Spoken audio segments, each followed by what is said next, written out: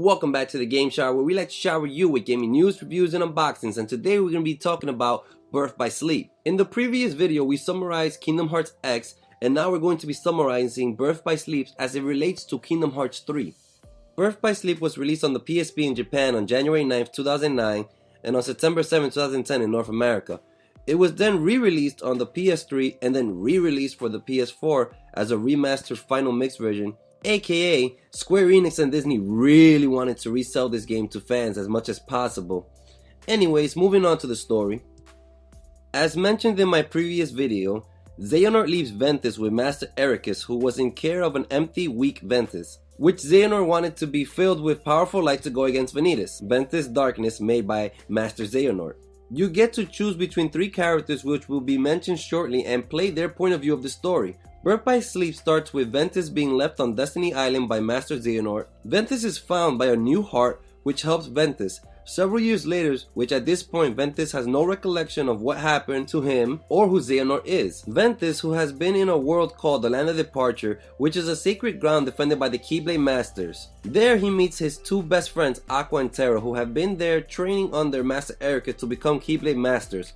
Which, remember this because becoming a Keyblade Master is apparently very important towards the end of the video series I'm making for you guys. As you all are training, Ericus gives Aqua and Terra an exam called Mark of Mastery, which they both need to pass in order to become Keyblade Masters. During the exam, Master Xehanort is watching and intervenes using his dark powers in order to see how Terra and Aqua react. Xehanort sees the darkness in Terra and wants to unlock the hidden dark powers in Terra. After the exam is completed, it was determined that Aqua passed the exam but Terra failed because, as per Ericus, Terra was unable to control the darkness within himself and needed to master this first before he could be labeled a Keyblade Master like Master Aqua.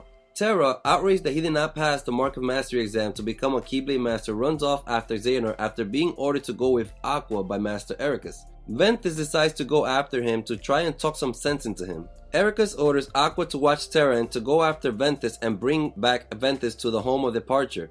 In order to travel to different worlds, they press some kind of magical button which gives them a really cool looking suit of armor and helmet of all some kinds with some futuristic hover type things that fly around. I mean, in Kingdom Hearts 1 we saw gummy shit, but more on that later. As you travel across various Disney worlds, you come across Unversed, which are monsters that go after negativity in people's hearts such as Heartless. Master Xehanort follows Terra, trying to convince him that the light and darkness are both important and should coexist equally in order to keep balance between the worlds. He also was attempting to convince him to embrace the darkness he had within himself and to not be afraid of it. Ventus runs into the lovable Disney character Mickey, which at this point in the Kingdom Hearts timeline is a trainee, training under Master Yang Sid to become a Keyblade Master. Ventus then runs into a masked Keyblade wielder, which is Ventus, and battles. Xehanort also tries to convince Terra that Ventus is somewhat of a quote-unquote failed experiment and that Ventus is the source of the Unversed and that he should stop him.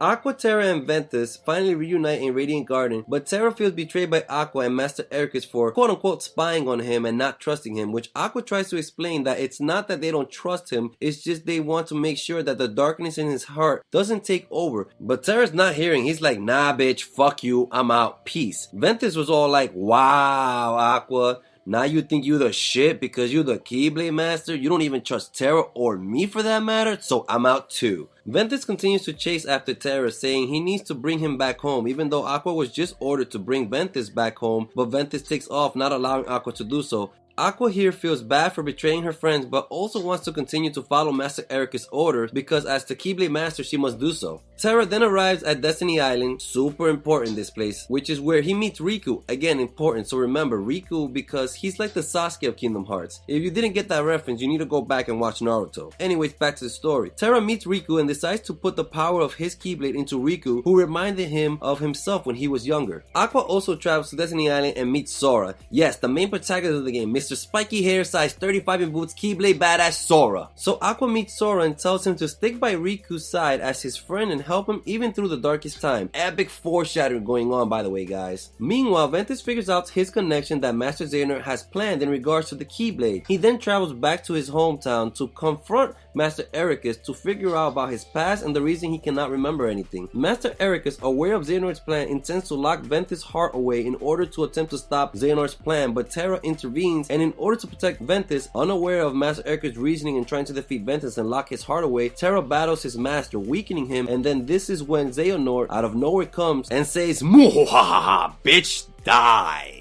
Master Ericus is struck down by Master Xehanort right in front of Terra, who was being guided by Xehanort and manipulated to think wrong of his master. Terra then grabs Ventus and escapes to Destiny Island with him, but was confronted by Ventus, who tells him to join him and become the Keyblade, and somehow this jogged Ventus' memory, and he remembered that he was the light and that Ventus was the darkness within his heart. Terra, Aqua, and Ventus then meet up at the Keyblade graveyard where the Keyblade War had occurred years ago. At the top of this cliff, Terra gets into a battle with Xehanort and ends up losing.